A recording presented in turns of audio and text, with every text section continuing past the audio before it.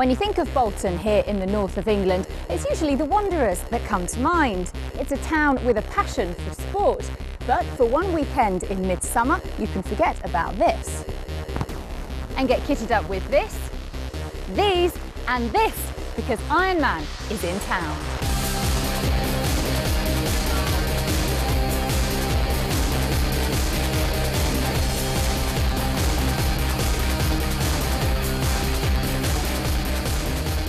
And Ironman isn't the name of the Wanderers' latest midfield strongman.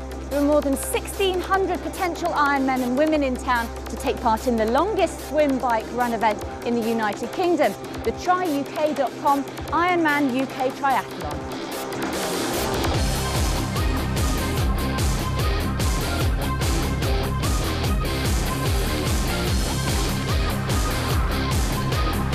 The competitors will have to race 140 miles to reach the finish here in the town centre, and it's an appropriate place for such hard-working athletes. Bolton was one of the birthplaces of the Industrial Revolution, and while it has all the attractions of a modern town with arts and entertainment, it's also steeped in history. One of the crucial battles of the English Civil War took place here before Bolton became a boom town as one of the world's centres of cotton spinning, due to its location near the beautiful Pennine Mountains. And Ironman athletes have been creating their own industrial revolutions right across the UK for 10 years now. Let's join Rob Walker for a little look at their journey here to the north of England. No matter what the venue, any Ironman course is the same distance as the original Ironman World Championship race, which is held in Kona, Hawaii every October. 140.6 miles of swimming, biking and running non-stop with a 17-hour time limit. Ironman races take place all around the world, and this one, the only official full-distance Ironman in the UK, was first held in Sherborne in 2005. Brian Rhodes of New Zealand was first across the finish line, with Australia's Rebecca Preston picking up the first female crown.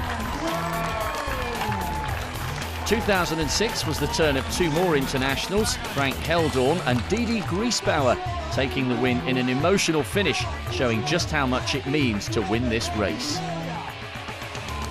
In 2007 it was a first British winner and a first Ironman UK title for Bella Bayliss after many victories overseas. Her husband-to-be Stephen finished second to Scott Naedley that year, but was preparing for bigger and better in 2008. In that year, Bella and Stephen made it a Grand Slam, both winning in South Africa and Sherborne. They'll go into 2009 as compelling favourites to do the same again in Bolton. But over those 4 years in Dorset, many thousands of amateur triathletes successfully completed the ultimate triathlon distance, equivalent to nearly 9 sprint triathlons back-to-back. It's the same desire that brings 1,650 people to Bolton for an established race on a brand new course. It all starts in Rivington Reservoir with a 2.4-mile swim after the spectacle of the biggest mass deep water start you'll see in triathlon anywhere. Transition 1 takes the athletes onto a scenic bike course that crosses the moorland outside Bolton on its way to the regulation Ironman distance of 112 miles. Scenic is, of course, a euphemism for tough, and there's plenty of climbing on this course.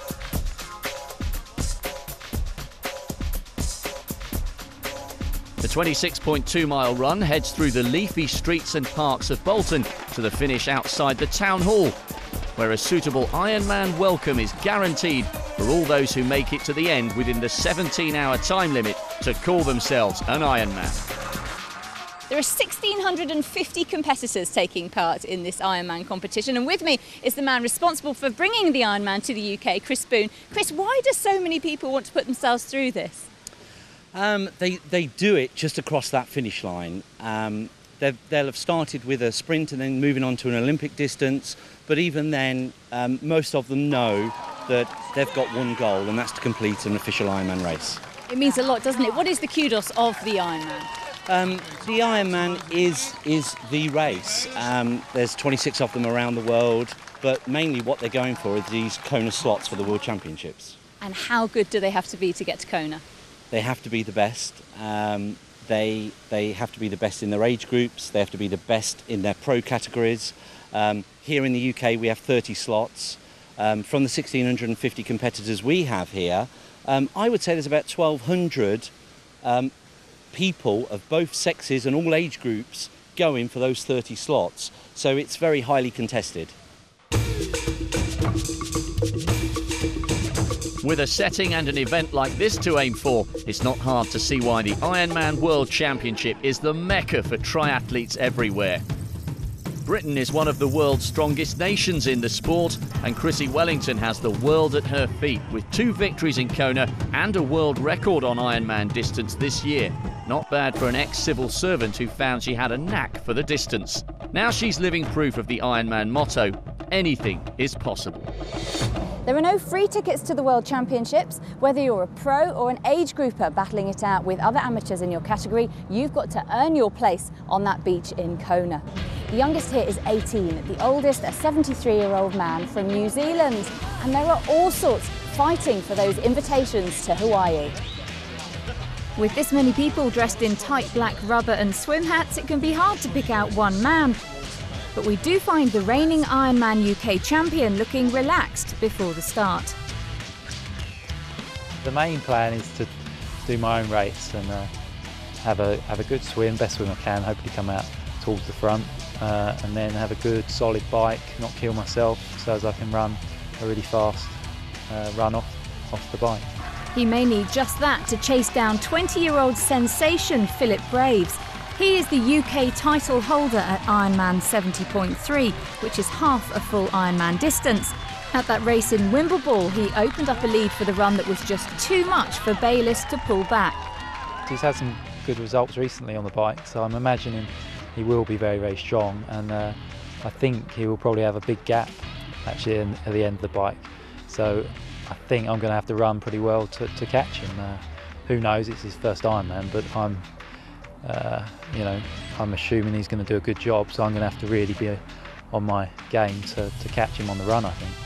The lad from just over the Yorkshire border may be near his home territory, but full Ironman is a new frontier for the cycle specialist. I've done some 100-mile time trialling and stuff like that in preparation for this race, but I'm coming into this race more or less blind. I don't really know what to expect, but it's just a learning experience really this year, and obviously if I do an Ironman next year, then I'll be one Ironman stronger. Both Stephen and Bella Bayliss know how long it can take to build up to an Ironman title. But since winning in Sherborne in 2007, Bella has stamped her authority on this event. No athlete is more focused, fully prepared and professional when the start time comes. I plan to have a very strong race, and I plan that will be strong enough to beat everyone else, and I'll be first over the finish line. But my teammate Abigail Bailey is racing, and every day I get to see her train, and I think she's going very well, so she could be my competition. An up-and-coming talent, Bailey is a good bet for an Ironman title sometime in her career, and it just could be today in Bolton. My fastest Ironman is 9:47, which was a really tough course in Nice, and my Ironman marathon is 3:07. I'd love to run 3 hours or under and go under 9.5, but really I just want to push myself as hard as I can all day and be the first across the line. We just want to make sure you're all down there for that swim start, 6 a.m. Others have the more modest aim of just making it across the line at all. Whatever your level and whether your target is Kona or Bolton Town Hall, these are nervous times. Can we keep it moving, guys? We need to get in the water for the start. Slightly worried. If I get past the swim, I'll be well pleased. Swim's not your favourite then? No, not my favourite. There'll be fists, there'll be arms, there'll be feet. You won't be able to get your own breath. It will be terrifying. Looking forward to this? Oh, we're loving it. Looking forward to it like nothing else on earth. Great to see all the athletes here, Andrea, my goodness. Hello, how are you feeling? Nervous. Looking forward to it? Yes. Hello, Mom. What are you looking forward to the most today? Finishing. This is officially the stupidest thing I've done in my life. But, thank you very much. I'm a bit upset you caught up with me there. Yeah, we've not started yet, but it's all going well. Is it warm? Yeah, it's quite nice actually, yeah. I believe you're the oldest in the competition, is that correct? That's right, yeah, someone said if I get, there's 3 in my age group, if I qualify, will I go to Kona? I said, no, I'm going to wait till I'm 75, there's not so much competition then, so. How many of these have you done? This will be my 15th, if I finish it'll be my 15th. Is this your preferred way of spending a Sunday morning? Oh no, I prefer staying in bed and have then a long breakfast with a good cappuccino afterwards. For some visitors from warmer climates, Kiwis and even for southern softies, this water was a bit cold. But not for everyone. Most of these guys are used to training in hot conditions and stuff like that, whereas I'm just over the border in Yorkshire, so I'm used to all this cold weather and stuff like that, so really it doesn't affect me one bit. It can be like -2, I'm not bothered. It should be interesting. Everybody ready? The challenger to Stephen Bayliss wasn't worried about the water then. What about the challenger to Bella? If you get yourself in the wrong position, it's the worst feeling in the world. Like, you start off really hard and just you feel like you can't breathe, and it can be a bit of a panic. Like, you look to the side and there's people, and you look to the side and there's people, look behind and there's people, and there's no way out of it, and you just sort of do or die, I guess. After a mile of swimming, it was more spread out up front, and a pattern was emerging in the race. And that's where we pick up commentary with Richard Stannard and first Rob Walker. Well, here we are, 2 laps of Rivington Reservoir, 2.4 mile swim, and it's going to be a fascinating day's racing. I'm joined by Richard Stannard, British triathlon champion from 2001. Richard, you know a thing or two about fast swims at the start of a triathlon. What do you make of Graves and Bayliss here in these early stages? Well, you've got Stephen leading at the moment. He looks quite comfortable out there. It doesn't look too choppy in the water. He's looking around to see who's with him onto his back there, just checking around. It does happen in these long races that the athletes will try and share the workload, share the lead. And I think Philip's now taking into the lead, and that's how it's going to stay at the moment. Well, I haven't seen too much of that. That's a really interesting tactics and shows you the psychology involved in this. Bayliss out in front, and then he looks over his shoulder, goes onto his back and says, OK, Gravesy, time for you to do a bit of hard work. Well, yeah, you can save about 10% of the effort by leading, and so I think what they're trying to do is break the field up and at the same time not do too much work in doing that. They're sharing the workload. I think they're realising that the race is actually going to be between these two. Is that something that they would have spoken about beforehand, or they just react naturally according to how they're feeling and how they think the opponent's going? I think they'll have looked at the start list and they're reacting to what's happening now. It looks like they're going to share the workload around this swim and then head out onto the bike, probably together. And of course, we know from his fantastic win in Wimbledon that Philip Graves is an absolute monster on the bike, and that's his chance to get a big lead over Bayliss before that marathon run to finish. Well, it'll be a fascinating race among the elites, but this is also a day for the club triathletes who have to balance full-time jobs with their training. Huge passion out there in these 1,650 competitors. And now our first chance to glimpse Bella Bayliss going for the hat-trick of titles. She's wearing the pink cap, and also up there alongside her, Abigail Bailey. Remember, these guys in blue are the highest of the age groupers. They all race together, and there are some really quality club triathletes in this event. Now we're back with the men though, and it's Philip Graves, the 20-year-old Yorkshireman, full of intent and full of confidence here in Rivington Reservoir. Very early days, but Bella was on course, for now at least, for that 3rd consecutive Ironman UK title. Her husband Stephen was maybe in for a tougher task on his title defence, with young Yorkshireman Philip Graves showing no fear on his debut at the distance. Join us after the break as the battle moves onto the Bolton moors.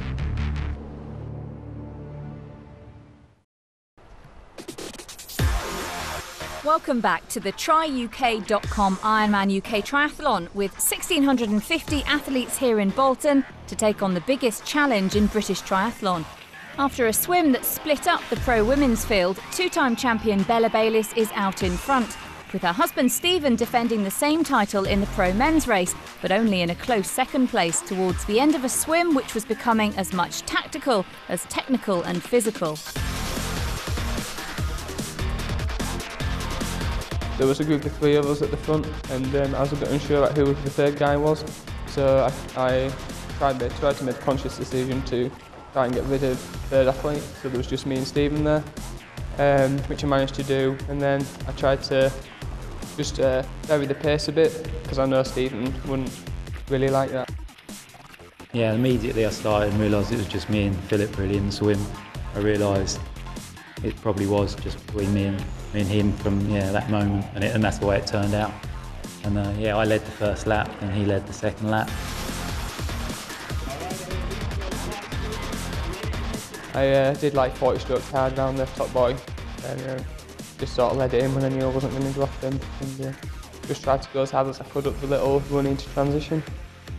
It would soon be time to see what damage Graves could do on the bike. We pick it up in Transition 1 with your commentators Rob Walker and Richard Stannard.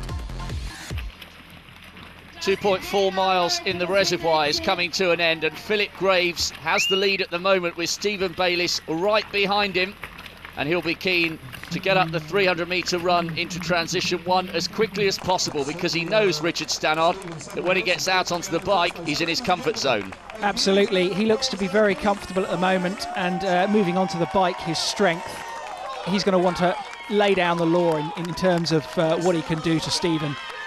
He's come out of the swim really well, and he's heading up into transition.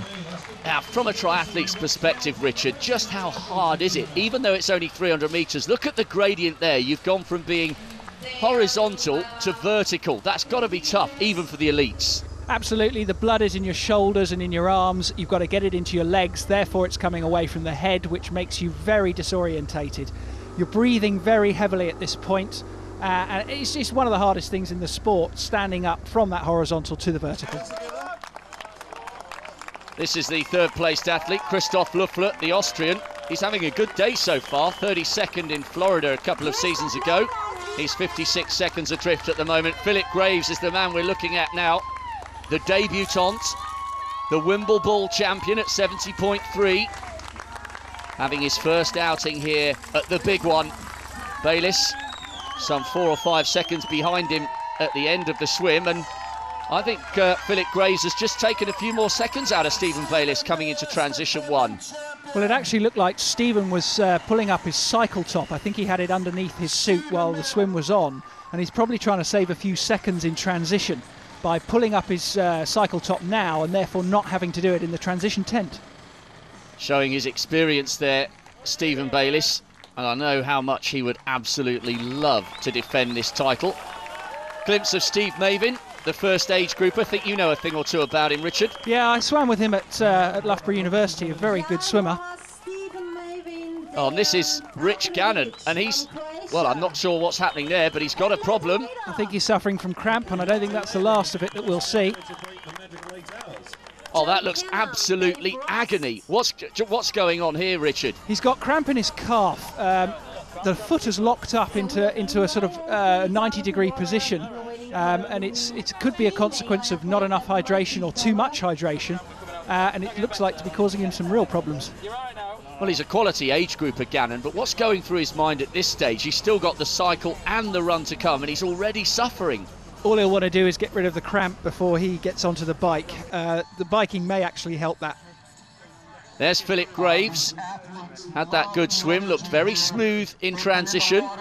But here's Stephen Bayliss, and I think this looks as though Bayliss has retaken the lead. Now, it looked initially as though Philip Graves was extending his small lead running up into transition, but Bayliss has stolen a march on him, and this backs up what you were saying, Richard, about the decision to get the cycle jacket on while he was running up into T1. I certainly think the experience there that Stephen's got has paid off, wearing the cycle kit underneath his wetsuit, and it looks like Phil's put some socks on, which has probably taken some time there. I don't think he'll worry too much about that. He's a confident bike rider, and I think he's just getting his preparation absolutely perfect before he starts this bike ride.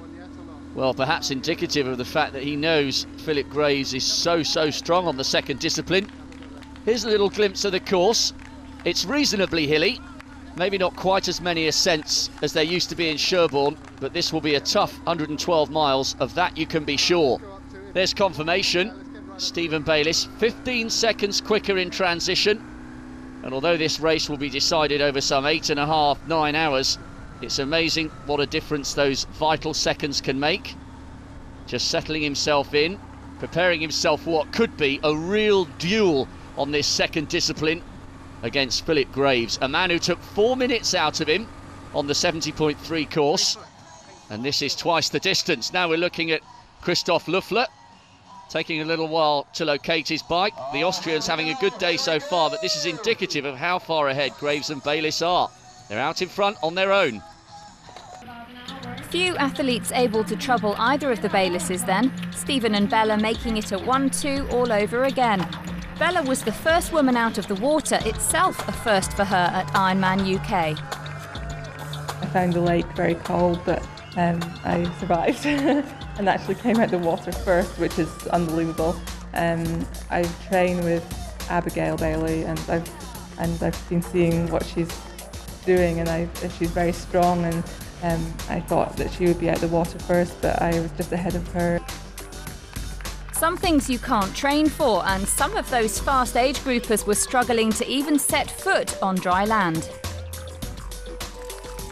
A few age groupers will expect to be faster than pro women in the swim, and slightly ahead of Bella was another Bayliss boy with triathlon talent. Stephen's older brother Mark isn't a pro athlete, he's a marketing manager by profession, but the Bayliss natural gifts are all there. He's a former GB junior at triathlon and water polo, as well as a cross-channel swimmer. No wonder he stormed the first stage of his Ironman debut. Very familiar with the process of triathlon, been racing since I was 10. Been all the way through since then, raced here, there and everywhere, and never had a chance to do an Ironman as yet, so here we go. Of course, Ironman's in the family, isn't it? Yes, Stephen Bayliss is my brother, so I may see him on the start line, but he'll be tucked up in bed by the time I finish, so and the sister-in-law as well. Whether it's winning the race or working your way round all 140 miles, all Baylisses were on course to succeed in their aims for the day. But it wasn't all happy families, and Bella's teammate Abigail Bailey was out to put a break on things. I'm not sure what time it was, but it's a long run up the transition. Didn't enjoy that very much. And then I think I was first out onto the bike, so I must have had a good transition, which I was pretty happy with. Abigail Bailey had turned that 7-second deficit into a narrow lead with some strong running in transition. Bella Bayliss picked up her bike a few seconds behind her teammate, though to be fair to her, she had put on more warm gear for the following 5.5 hours in the saddle. Behind her, the flood of age groupers into Transition 1 was just beginning, but the reigning Ironman UK champion knew she was in a race now and would have to hunt down her teammate. Time to rejoin commentary with Rob Walker and Richard Stannard. Here's Abigail Bailey, and she's taken the lead. So Bella Bayliss out of the swim first, but her teammate has got through transition pretty quickly. A mirror of what happened in the men's race. It must be interesting as well when you know your opponent inside out. Bella Bayliss trains alongside Abigail. She'll know where she's strong and where she's weak. Well, you could see from that graphic that she was 17 seconds slower in transition, but she'll want to put that behind her now. Here's Chris Goodfellow, talented age grouper, and once again we see one or two of these triathletes just struggling to place their bike. It's imperative in transition that you visualise where your bike is and walk it through before you start the race, so that when you come into transition you don't lose your bike. We've got a situation here, can't find his bike helmet, can't find his bike, he's losing valuable seconds. That's James Slade, he's going in the 30 to 34 age group, and he will have done plenty of races before, so just losing a couple of seconds there, but I'm sure he'll be making up ground. Now we're back with the top women. This is Abigail Bailey driving her way forward here, the 32-year-old. She knows that the two-time defending champion Bella Bayliss is behind her, and the 5-time Florida Ironman winner wants to get back on level terms. Confirmation of the top 5 swims. Chillingworth, Tarama and Tomlinson. Really good effort there by the age groupers, but at the front at the moment it's all about Bayliss and Abigail Bailey. Certainly looks like Bella has regained some composure after the transition. She looks to be well into her biking. Her position looks very good on the bike, in fact. She looks more comfortable. I think we can see her here. Yeah, I think she's coming up on the back of Abigail Bailey now. She can see her ahead. She's caught up that gap she lost in transition, and I think she's got her race head on and she's going for it. Well, it's an interesting development here, isn't it? Because if you're Abigail Bailey, you don't really want to be seeing Bella Bayliss coming up behind or alongside her, and there they are, shoulder to shoulder, and look how quickly Bella Bayliss goes past her rival. She certainly looks more comfortable going down the hill there. Abigail looked to be very high on the bars, Bella very low, much more aerodynamic position.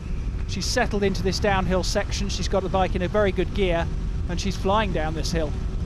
Well, I think that's a declaration of intent there from Bella Bayliss. She hasn't just gone past her, she's storming on there, being cheered on by an impressive crowd here. But let's not forget about Abigail Bailey. She was 3rd in Ironman China last year, so she too has got some pedigree, and she'll need to draw on that now.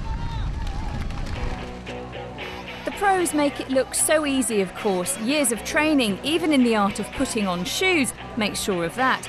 But for the majority, after surviving the swim, now is a time for some calm preparation for the mind-blowing journey that is still ahead. At this stage, many age groupers are still on the heels of the professionals, and Christina Tomlinson put in an impressive swim time of 1 hour 4 minutes, faster than some pros and 5th in the women overall. But it's 3 disciplines, of course, and this Ironman rookie is a long way from the finish line yet. It's always been a dream of mine to actually compete in an Ironman distance, and ever since the Ironman came to the UK, a lot more people seem to be taking on the challenge, and more people I talk to have actually done it, so I thought why not. So I started off with half, and now I'm here today trying to complete the full distance. We'll catch up with Christina after the bike stage. Also likely to be catching her up now is Justin Webb, racing in the competitive male 30 to 34 age group. He's one of many who train and race every bit as professionally as those who do this for a living. The bike is quite lumpy in places and a bit bumpy on some of the roads, but it seems quite a nice course, nice and picturesque, and the run seems relatively flat and quite fast, so I'm looking forward to getting onto the run course. It'll be at least 5 hours before anyone can do that, while some of those on their Ironman debuts might have been wondering if they would reach that point at all. Long swim. Longer than I thought. Not quite going to plan? Not going to plan. But months or years of preparation have led to this moment. It's time to take the applause, the kisses, and move on. A nice bike helps, but you've got to practice getting on it properly too.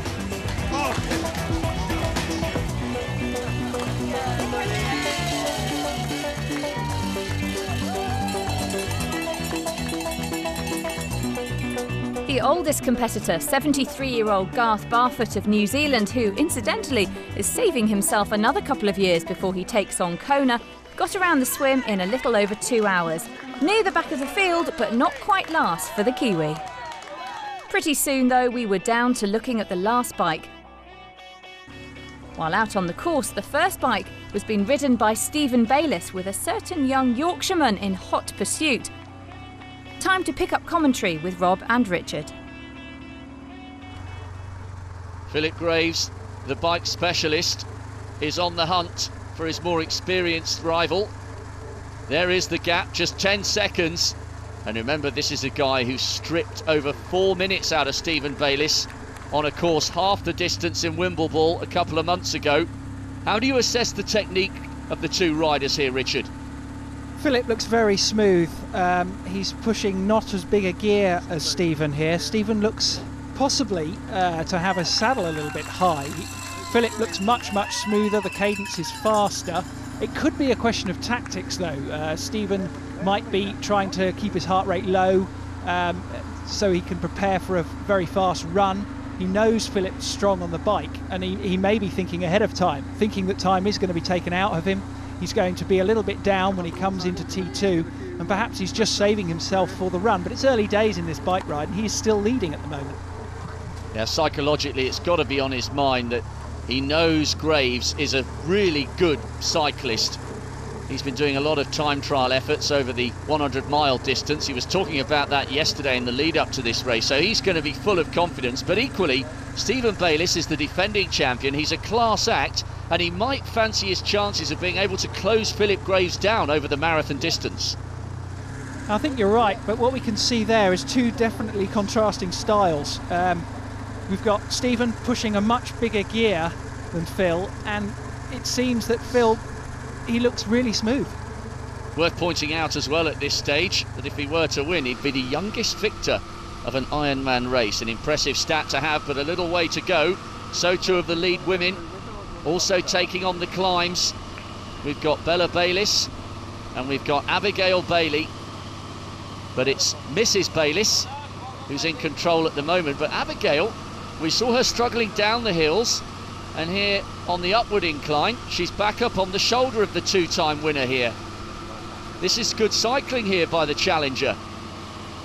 It looks like we've got the opposite of what was happening in the men's event. We've got Bella Bayliss here pushing a smaller gear than Abigail. However, Abigail seems to be taking advantage of pushing the big gear and is pulling ahead of Bella.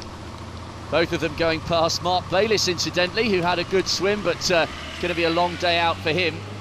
But Abigail, a really interesting athlete, training partner of Bella.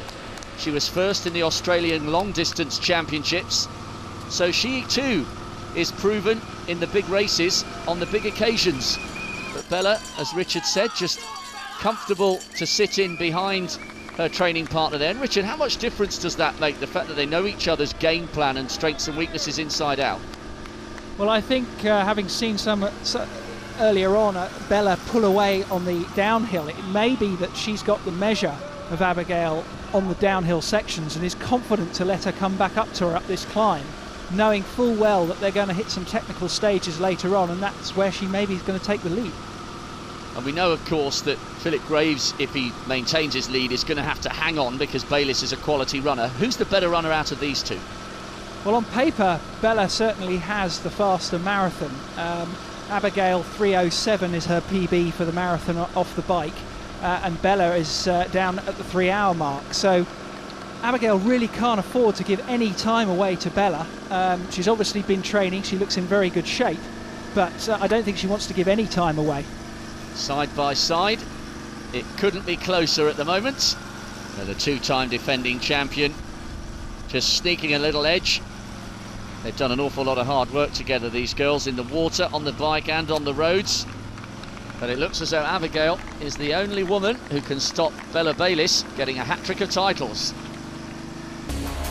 That was a rare tussle for an Ironman, and having taken the lead from Abigail Bailey for the third time, would Bella Bayliss be able to make it count on this occasion? Would Stephen Bayliss be able to fight back at new men's race leader Philip Graves? The battle to be the Ironman UK champion continues when the pros and the rest of the field reach the end of the bike stage after the break.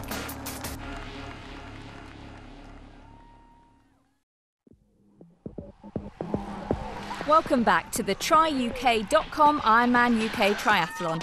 We've seen a fair bit of head-to-head racing so far amongst the leaders in what is usually an event where people just have to knuckle down and try to get the job done. And what a job it is on this stage alone. The equivalent of London to Brighton and back, with a couple of extra laps of Richmond Park for good measure. Around 5 hours for pros, but a full day's hard graft in the saddle, with times up to 9 hours for those at the back. Plenty of fluids, foods and the encouragement of fans. 15 minutes and 17 minutes behind you. All needed to get to the start of the run. First woman to that point would be Bella Bayliss. Abigail Bailey put up a fight in the early stages, but when Bella put the hammer down, she had nothing else to give on the bike. She sort of took off on the twisty descent and I didn't see her again. But I think she put 12 minutes into me on the bike, which is a little bit disappointing, but she's a tough competitor and it's always good to see your teammates doing well. A very gracious response from Bailey to what can't have been a totally unexpected development. Events in the men's race wouldn't have completely surprised Bella's husband Stephen either, the reigning champion trailing young talent and bike specialist Philip Graves. He rode up the first climb pretty solid, and I know he's a strong cyclist, so I decided to stick to my pace, and he stuck to his pace. He took a lot of time out of me in the first lap, a bit less in the second, not too much on the last lap. I was expecting that anything under 10 minutes, I thought I had a good chance of catching him. I just go as hard as I could, try and get a big gap, try and scare a few people. And then the second and third laps were really, really tough. It was really windy, you were forever passing people, and you just had to keep eating and just try and mentally just try hanging in there because it's such a long way. And I could see the time getting longer and longer, and it's nearly 5 hours for the bike. It's an absolute age. In a straight foot race, Graves would have no chance. Had he used up too much energy in getting that head start he so desperately needed? I was expecting my legs to be absolutely shot pretty early on, which they were. So by that point, I just tried concentrating and going as hard as I could, really, hoping that I'd try and get a second wind. That was the end of Graves' strong stage. Now it was on to Bayliss's, where we rejoin commentary with Rob Walker and Richard Stannard. So here we have Bayliss coming in. Stephen Bayliss losing out by some 7 minutes or so to Graves on the second discipline. He's now got 26.2 miles in which to close the 20-year-old down. He wasn't able to do that at Wimbledon, but maybe this could be different because he's got double the distance, Richard. I wonder whether he's saved himself for this run. He's held a little bit back on the bike laps, and he's ready to chase Philip down. Just looking back over their stats from Wimbledon, they both ran exactly the same time, 79 minutes plus change for the half marathon. But Bayliss has got a little bit of work to do here, but he's more than capable of making a race of this yet. A quick change and Stephen was out on the run, while Bella was homing in on transition and stretching the lead over Bailey.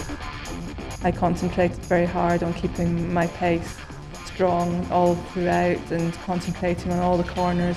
There's a lot of corners on this course. I think I rode really well and really strong. Her advantage was soon more than 10 minutes, with Bailey holding on to second ahead of the foreign contingent led by Irene Kinnigan. Bella would come into transition 2 with a healthy lead, but nothing is certain on the 42 kilometres of any marathon course, let alone one that comes after this sort of warm-up.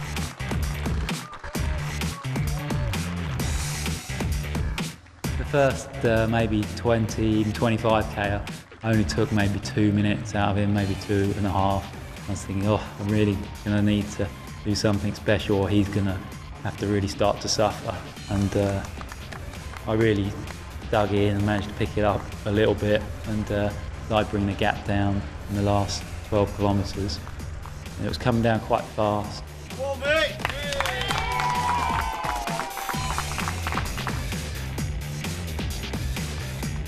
Nervous times for Graves, the cat and mouse catching sight of each other on a few sections of the course, but it was no time to exchange pleasantries.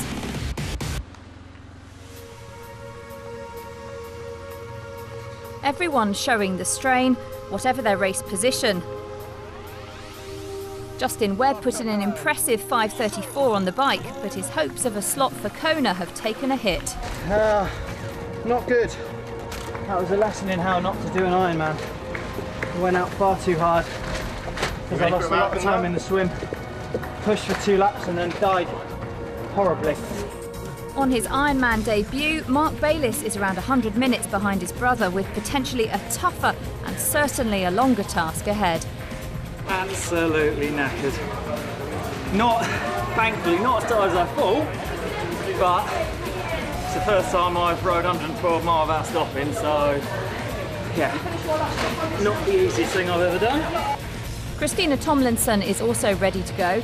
The first time she's done a marathon after 6.5 hours cycling. I don't think I'll see my bike for a while because I don't want to see it for a while. I'm just going to pace, go out and pace run best I can. I don't think my legs really want to do it. It's not just the legs for some. 26 miles is a long way at the best of times and much too far at the worst of them. But 2.5 hours after starting his marathon in less than perfect order, Philip Graves was clinging to the lead and, like everyone else, soaking up every decibel of Bolton support. By this time there were close to 1,000 athletes out on the run course, and Graves was still just about the first of them going into the closing stages, where we pick it up with Rob Walker and Richard Stannard. Well, Stephen Bayliss has done his best to close down Philip Graves as he grimaces and looks up ahead. He's done enough to hang on to a 2-minute lead, and that is going to be enough to see him home on a brilliant debut over the Ironman distance. Richard, you've been impressed by what you've seen here today. Absolutely stunning and an outstanding performance. He used his strength on the bike to gain a 7-minute advantage, which he held on to throughout this marathon. He's got to be absolutely ecstatic about this win. The name Philip Graves will resonate through the world of Ironman racing. At 20 years old, the youngest winner of this gruelling distance. Yes, I'm number one, he says. He's on his way to Kona, and that is just a performance of sheer class.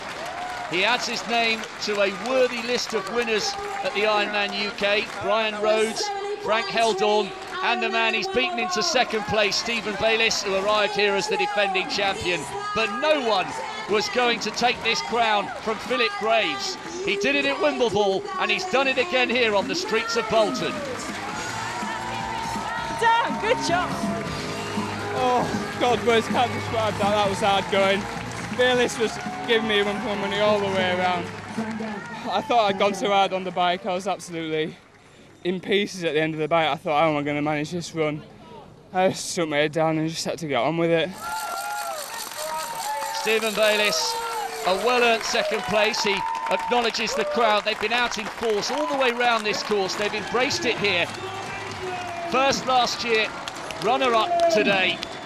He's done his best, and he closed down the Yorkshireman, but not enough to take the crown. Huge mutual respect between these two. First greets second. He eased back a little bit on the bike, Stephen Bayliss, to give himself every chance over the marathon distance, but today it wasn't quite enough. In third place, Jarmo Hast was the only other pro to go under 9 hours. Bayliss and Graves were in a league of their own today, but there was to be no repeat title for Stephen. Bella Bayliss punches the air. She's had a display of real quality here. The hat-trick of titles, twice in Sherborne, and now she wins here in Bolton, cheered on all the way by her husband, who finished second. There is to be a Bayliss on top of the podium today, and it's Bella.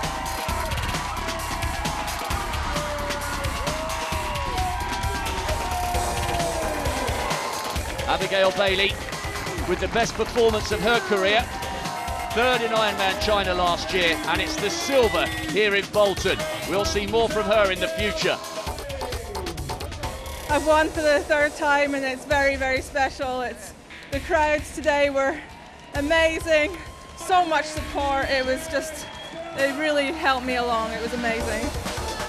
Irene Kinnigan picked up third to huge applause, ahead of Otterson, Hild and Nicola McLeod. This is Ironman, remember, and everything you've seen so far is only the beginning. As Bella Bayliss crossed the line, plenty of competitors were only just getting off the bike and already under pressure to beat the 17-hour deadline. The time until that point dedicated to trials, tribulations and triumphs, shared with thousands of fans at the finish.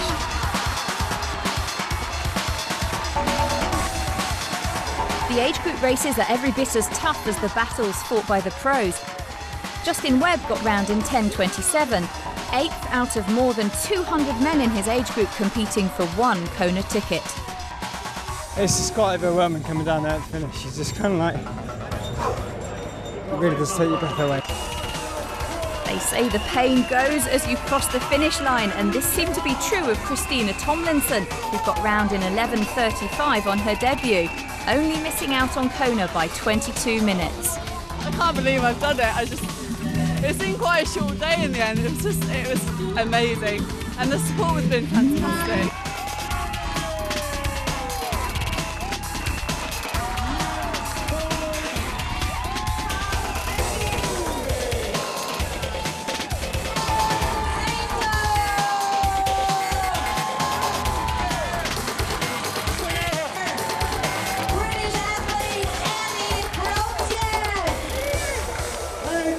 You are an Ironman!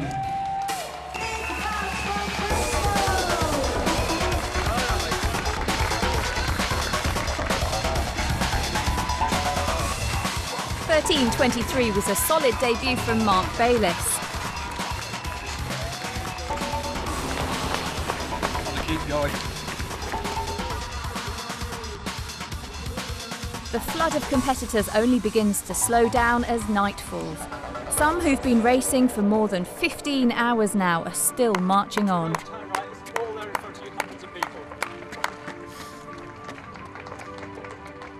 Is it going to plan? A little bit longer than expected, but you know, I'm past the pain. How much farther have I got? The end of the road and turn right here.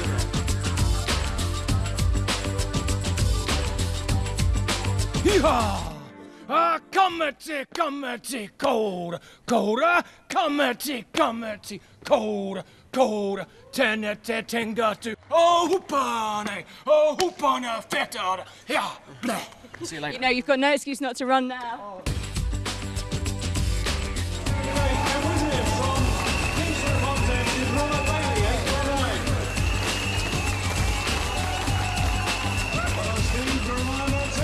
Can you hear the commotion? I can indeed, and it's, yeah, sounds good.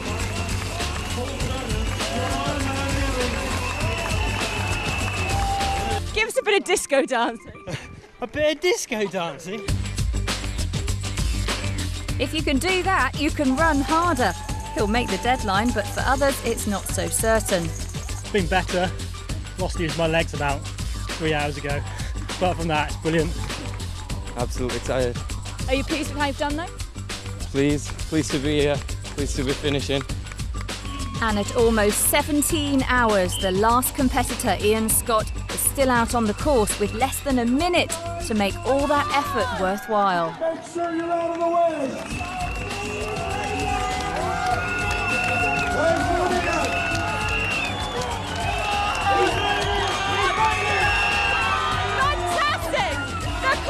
It's just about to hit 17 hours.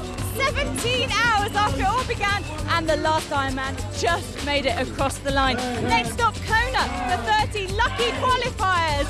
And that's it from me. It's been a fantastic day here in Bolton. Some will be back next year, others maybe not. But for now, until next time, it's goodbye.